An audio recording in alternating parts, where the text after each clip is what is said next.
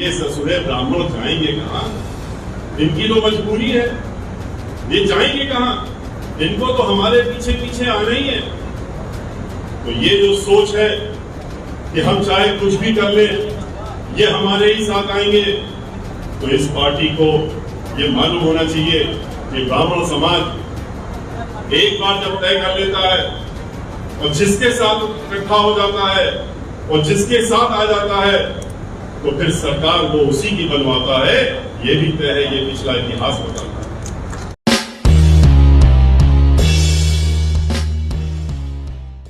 क्या करने का काम आज जो माहौल है उत्तर प्रदेश में, वो किसी से छिपा नहीं है। और ये माहौल जो आज है, ये अभी से नहीं है, ये पिछले 4.5 वर्षों से, 4.5 वर्षों से जिस तरीके से भारतीय जनता पार्टी की सरकार जो उत्तर प्रदेश में चल रही है, जिस तरीके से ये खुलेआम अत्याचार करने का काम कर रहे हैं, लोगों को डराना, धमकाना, मरवाना, मारना, हर तरह का ये कार्य कर रहे हैं, ये हमको वही याद दिलाता है इसके पहले की जो सरकार समाजवादी पार्टी की सरकार है। समाजवादी पार्टी की सरकार जब 2003 से लेकर 2007 तक की थी, इसी तरह का मंजर हमको देखने को मिला था। और उसके बाद जब 2012 से 17 तक रही, तो उन्होंने तो और बढ़ चढ़ करके जो 3 से और 7 में किया था, उससे कहीं ज्यादा आगे बढ़ने का काम किया था। और ये दोनों ही पार्टियां, इनके मुख्य निशाने पर 2 लोग खास तौर से होते हैं। और वो 2 लोग कौन हैं? एक हमारे दलित समाज के भाई बहन और ब्राह्मण समाज के भाई बहन। इनको ये चिन्हित करते हैं, चिन्हित करके इनको कैसे नुकसान पहुंचाया जाए, कैसे इनको बेइज्जत किया जाए, कैसे इनको प्रताड़ित किया जाए, चाहे उसके लिए कुछ भी, कितना भी स्तर नीचे गिरना पड़े, वो गिरने के लिए तैयार रहते हैं। और इतना ही नहीं, इसमें ये लोग बहु बेटियों को भी नहीं। आपने देखा कि किस तरीके से जब समाजवादी पार्टी की सरकार थी, तो समाजवादी पार्टी की सरकार में नीरज मिश्रा नाम के एक नौजवान व्यक्ति, जो कि कन्नौज में रहने वाला था और मजबूत किस्म का एक होनहार लड़का था, उसने थोड़ा सा खुल करके विरोध करने का काम कर दिया था। तो उसको कैसे उठा लिया गया और उसका सर कटवा करके फिर लखनऊ में दर्शनार्थ मंगवाया था। वो अखबारों में, मैगजीन में सब फोटोएं निकली थी और पूरा किस्सा भी निकला था कि छिबरा मऊ कन्नौज का लड़के को क्या किया था। उसी तरीके से जब इनकी सरकार 2012 में आई, तो इन्होंने उस समय भी उसी तरह का उत्पात मचाने का काम किया। दलितों को खास तौर से चिन्हित करके, ब्राह्मण समाज को बेइज्जत करके, यहाँ तक कि तत्कालीन मुख्यमंत्री ने तो अपने कार्यक्रम में ही कह दिया कि ब्राह्मण समाज का कोई काम नहीं करना है, ये किसी लायक नहीं है, इनकी बेइज्जती करके इनको वापस भेज दिया करो। अखबारों में छप गया, उसकी लीपापोती करते रहे, लेकिन जो नियत थी वो सामने तो फिर आ गई दोबारा। जब आपने जो इनकी पार्टी के संस्थापक रहे थे राजाराम पांडे जी और प्रतापगढ़ के थे, उनको इतना बेइज्जत किया अपने घर में बुला करके, बंगले में और मीडिया के सामने, लोगों के सामने, और उनको मंत्री पद से हटाया, उनका मकान छीना और उनको जब इतना बेइज्जत हुए वो कि जब वो अपने घर गए तो बेइज्जती इतनी, वो अपना उसको संभाल नहीं पाए, उस बेइज्जती जो उनको सहनी पड़ी थी। और उसका नतीजा क्या निकला था? घर जाते जाते उनका हार्ट अटैक हुआ, दिल का दौरा पड़ा और वो मर गए। भारतीय जनता पार्टी आई, भारतीय जनता पार्टी में जो माहौल चल रहा है वो किसी से छिपा नहीं। किस तरीके से हाथरस का कांड हुआ, किस तरीके से एक दलित की बेटी, उसका रेप होता है, रेप होने के बाद पूरा शासन प्रशासन जो उसमें शामिल थे लोग, उनको बचाने में लग गए क्योंकि वो उनके चहेते थे। और इतना ही नहीं, जब वो लड़की ने अपना दम तोड़ दिया तो उसके बाद उसके मृत शरीर को भी उनके परिवार वालों को देने से मना कर दिया। वहां पीएसी लगा दी, बटालियन लगा दी, कर्फ्यू लगा दिया, मीडिया वालों को एक एक दो किलोमीटर तक दौड़ा दौड़ा के भगाने का काम किया। घर वाले रोते रहे, लगते रहे कि हमको कम से कम अपनी लड़की का अंतिम संस्कार तो कर लेने दो, नहीं अंतिम संस्कार करने दे रहे, उसकी शक्ल तो दिखा दो।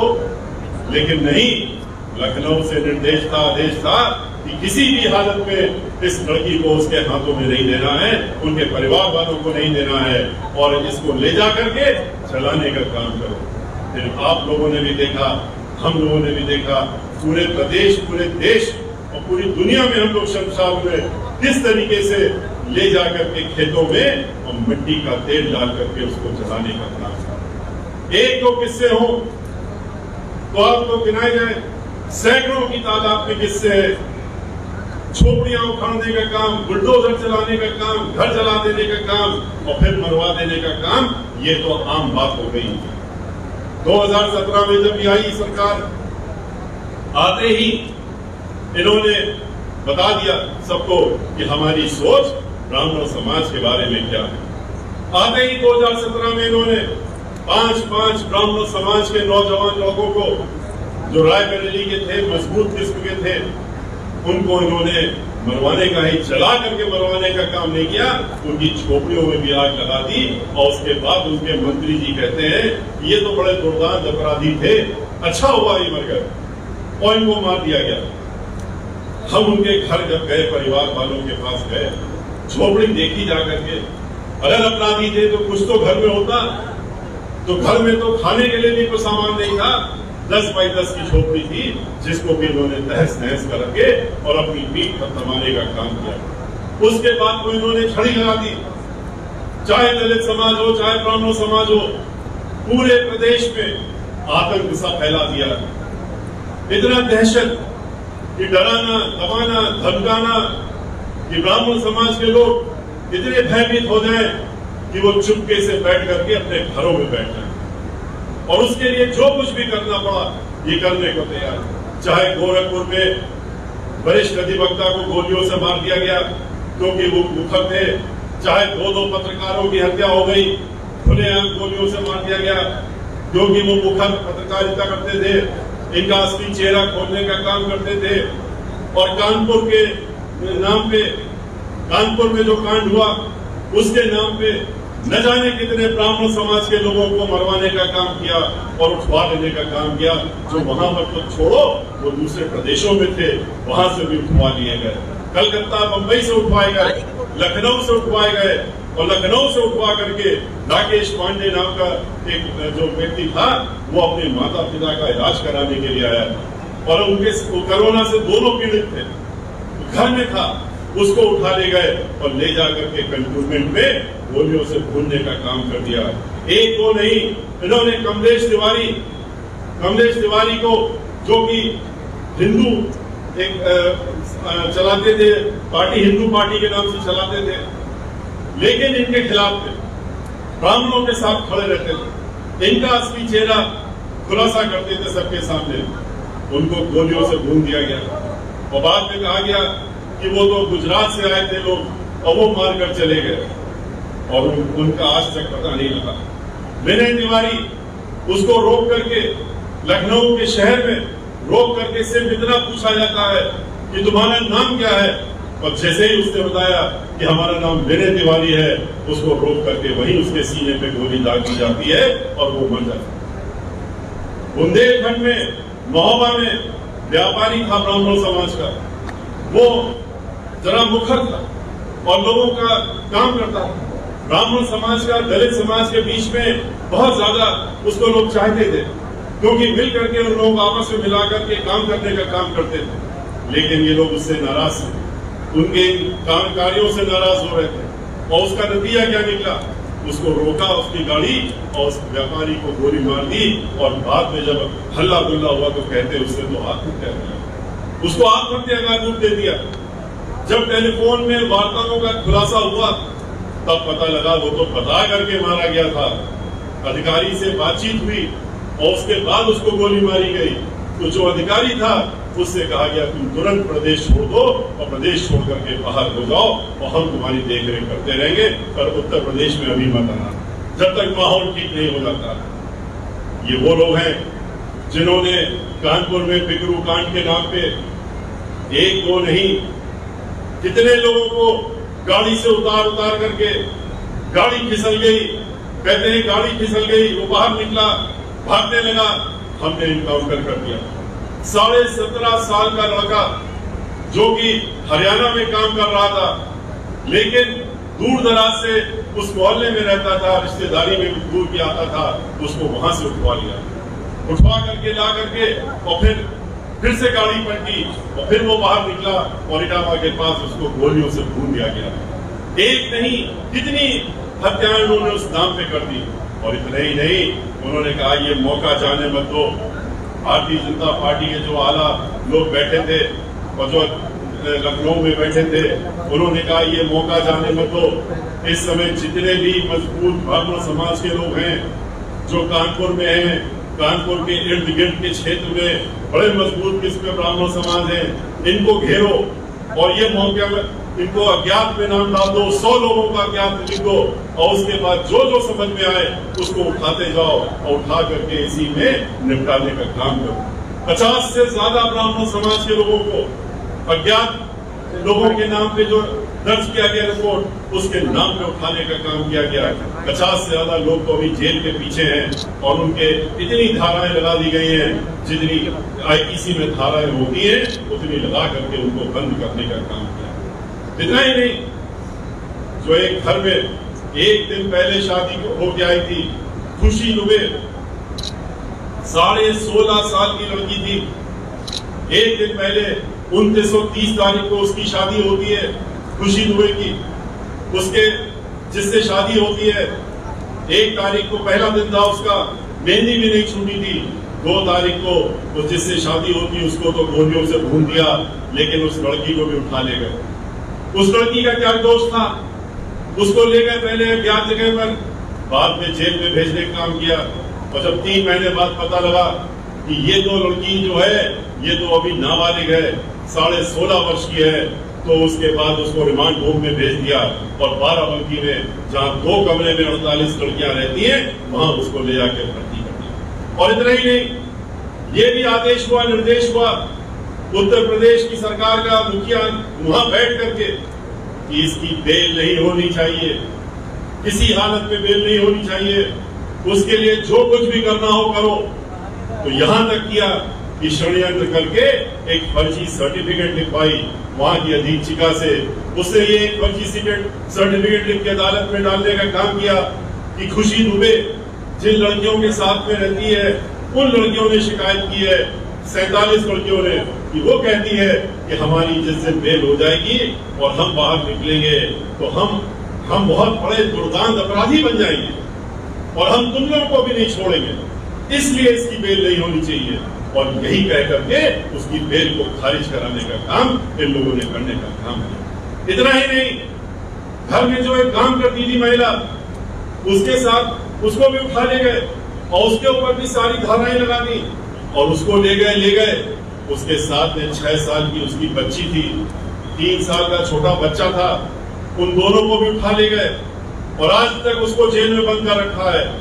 और निर्देश है कि ऐसे ऐसे धाराएं लगाओ कि 15 साल तक ये बच्चे जब वयस्क हो जाएं तभी जेल से बाहर निकले, इतनी धाराएं इनके ऊपर लगा दो। इस तरह की सोच ये भारतीय जनता पार्टी की वो पार्टी जिसको कि ब्राह्मण समाज ने जब समाजवादी पार्टी से वो दुखी हुआ था 2017 में, तो उसने सोचा कि ये लोग तो बड़े बड़े वादे कर रहे हैं, ये धर्म का नाम भी लेते हैं, तो हम क्यों ना इनको आजमा के देख लें और क्यों ना हम इनको वोट दे दें। ये वो पार्टी है जिसने इन नामों पर, झूठे वादों पर, धर्म के नाम पर वोट तो ले लिया, लेकिन उसके बाद करने का क्या काम किया वो आपके सामने है और आपको भी सब मालूम है।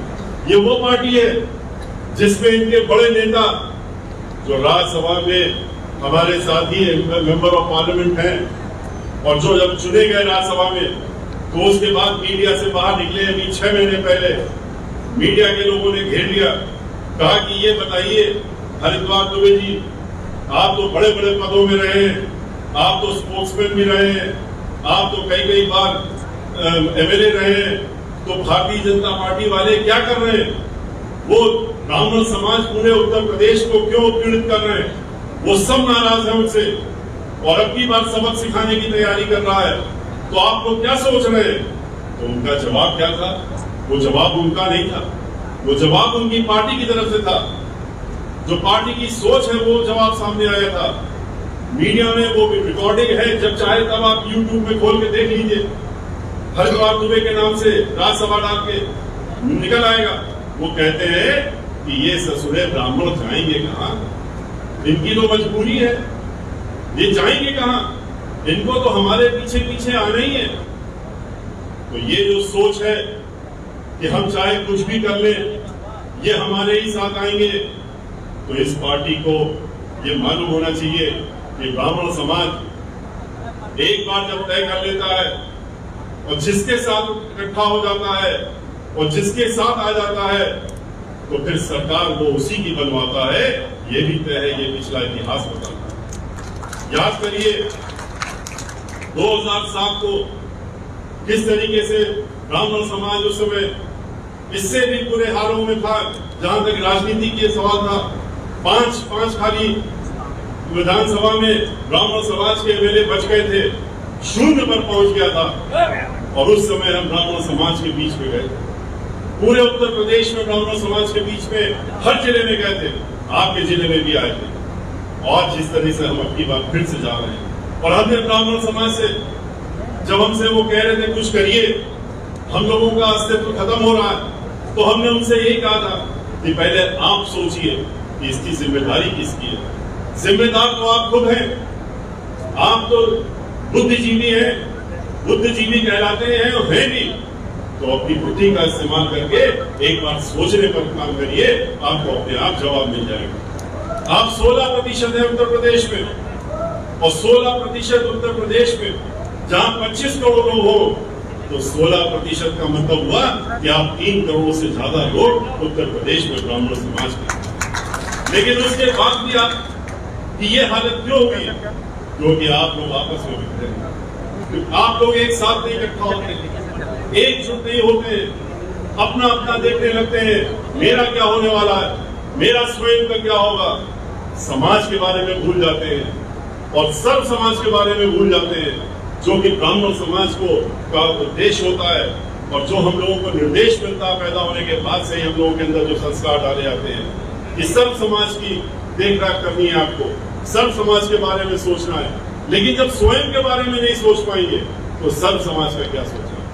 इकट्ठा होइए, एक साथ होइए, एकजुट होइए। 16% जब एकजुट हो जाएंगे, आपस का बंटवारा खत्म कर देंगे, भूल जाएंगे कि हम सरजू पारी ब्राह्मण है, सनाट ब्राह्मण है, या कानीकुब्ज ब्राह्मण है, या हम त्यागी हैं, और या हम राय हैं। आप जब अपने आप को खाली ब्राह्मण समाज के नाम से जानेंगे, ब्राह्मण की तरह से जानेंगे, तो आप 3 करोड़ से ऊपर हो जाएंगे, बहुत बड़ी मजबूत शक्ति हो जाएगी। ब्राह्मण समाज इकट्ठा हुआ, एक साथ हुआ, एकजुट होकर के हमारे साथ में आया, भाईचारा बनाने के लिए भी तैयार हुआ। हमने भाईचारा बनाने का उनसे अनुरोध किया कि भाईचारा क्यों बनाइए, ये भी हमने उनसे कहा। हमने कहा इसलिए कि आप इकट्ठा तो हो गए, एकजुट हो गए, लेकिन गलतफहमी ना रहे हम लोगों को, और आपको भी ना रहे कि अब तो हम 16% हो गए हैं, अब क्या है, अब तो हम जग जीत लेंगे। आपको ये मालूम होना चाहिए कि 16% अगर एक साथ हो भी जाए, तो भी आप उत्तर प्रदेश में एक भी सीट नहीं जीत सकते। सीट जीतने के लिए आपको 30% के ऊपर चाहिए, और 30% बनाने के लिए आपको भाईचारा बनाना पड़ेगा। और भाईचारा किसके साथ बनाइए? सबसे पहले आप हमारे दलित समाज के भाई बहन जो हैं, जो कि 23% हैं, और उनके साथ में भाईचारा बनाइए। उनके साथ में पहले से ही अल्पसंख्यक वर्ग के लोग, पिछड़ा वर्ग के लोग, वो लोग पहले से ही जुड़े हुए हैं। लेकिन जिस दिन आप अपना भाईचारा बना लेंगे, तो आप तो 2 ही लोग मिलकर के और आप 30 के ऊपर चले जाएंगे, आप 40 के करीब पहुंच जाएंगे और पूरे उत्तर प्रदेश में खाली होने का काम करेंगे। और लोगों ने हमारा अनुरोध स्वीकार किया, भाईचारा बनाया। किसके साथ बनाया? दलित समाज के साथ गांव-गांव में भाईचारा बनाया और भाईचारा बना करके इकट्ठा हुए एक शक्ति के रूप में बाहर आए। वो 23% जो मैं दलित समाज के भाई बहन, जो कि चाहे कुछ भी हो जाए वो बहक नहीं जाते हैं धर्म के नाम पे या किसी और नाम पे, या कि उनकी झोपड़ी में कोई चला गया या उनको उनके साथ कोई खाना खाने लगा या किसी ने तस्वीर खिंचवा ली, वो इन सब चीजों से बहकते नहीं है। वो जो है वो इकट्ठा रहते हैं, एकजुट रहते हैं और एकजुट होकर के चट्टान की तरह वो बहन मायावती जी के साथ में खड़े रहते हैं और उनके साथ में आज खड़े हैं और आगे भी खड़े रहेंगे और अपनी ताकत दिखाने का काम करते हैं। और उन्होंने ताकत दिखा करके लोगों को मजबूर किया कि यहाँ पर झोपड़ियों में आओ तो खाना खिला देंगे, सब कर देंगे, लेकिन वोट तो हम बहन मायावती जी को ही देने का काम करेंगे और उनके साथ ही रहने का काम करेंगे। बहन मायावती जी झोपड़ियों में नहीं जाती। इन लोगों तरह से और पार्टियों तरह से नाटक नहीं करती कि झोपड़ियों में जाएं, उनके साथ बैठे वहां खाना खाएं। बहन मायावती जी तो झोपड़ियों में जो लोग रहते हैं उनको झोपड़ियों से बाहर निकाल करके और उनको दो दो कमरों के पक्के मकानों में ले जाने का काम करती है और अपनी सरकार को करके दिखाया। एक तो नहीं, 20 लाख से ज्यादा लोगों को झोपड़ियों से निकाल करके और दो दो कमरों के पक्के मकान पे बहन मायावती जी ने उनको पहुंचाने का काम किया। सब्सक्राइब करें आपके अपने चैनल समता आवाज टीवी को, बेल आइकन दबाना ना भूलें सबसे पहले हमारी वीडियो देखने के लिए।